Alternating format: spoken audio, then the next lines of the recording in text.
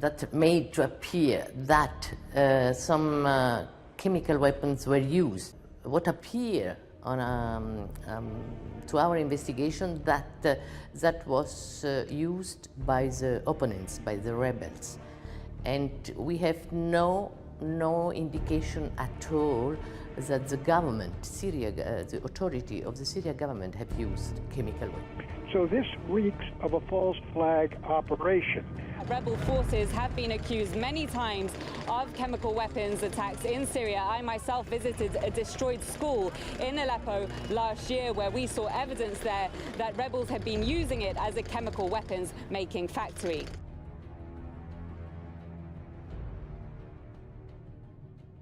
This attack that you're seeing the product of right now comes just days after the Trump administration announced a major shift in the U.S. policy on Syria. That shift was no longer will the U.S. have any interest in regime change, in ousting Syrian President Bashar al-Assad. Is it just a coincidence that right after that we saw what could have been a wanton attack on his own people? We're joined by CNN senior international correspondent Arwood Damon and Clarissa Ward. Good to have you both. Now, as expected from our earlier conversation, the Syrian regime is coming out and saying we didn't have anything to do with this. But again, coming from the air with directed attacks that seem to have some type of noxious gas capabilities, that's not something that you're going to see from some run-of-the-mill ISIS or rogue type running around in the desert.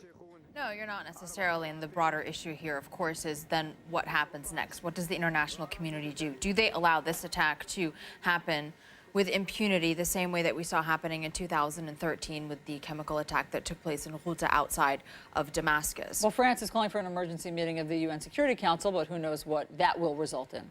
And that kind of action, those kinds of calls have not resulted in anything shifting when it comes to what's happening in Syria. And I think that's what's been so confounding for those of us that are covering it. We know what's happening there. We're watching it happen. The world is watching it happen. And yet it seems as if no one is willing or able, but probably willing, to make the sacrifices it's going to take in terms of whatever political chips they have in their pockets to put pressure where pressure is needed, and in this particular case, to stop the Syrians and their backers from attacking the civilian population. No matter who's responsible for this, there are civilians that are dying by airstrikes caused by the Russians and by the Syrians every single day.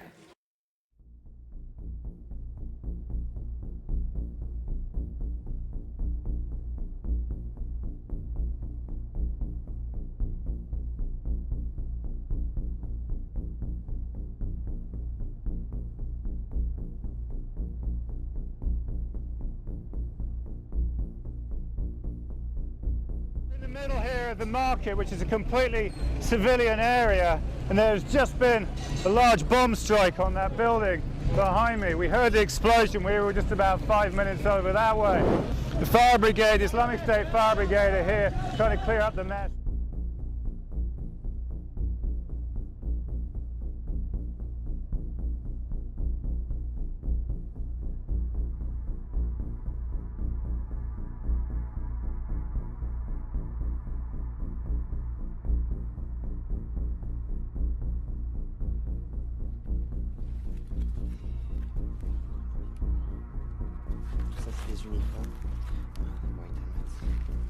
Ok.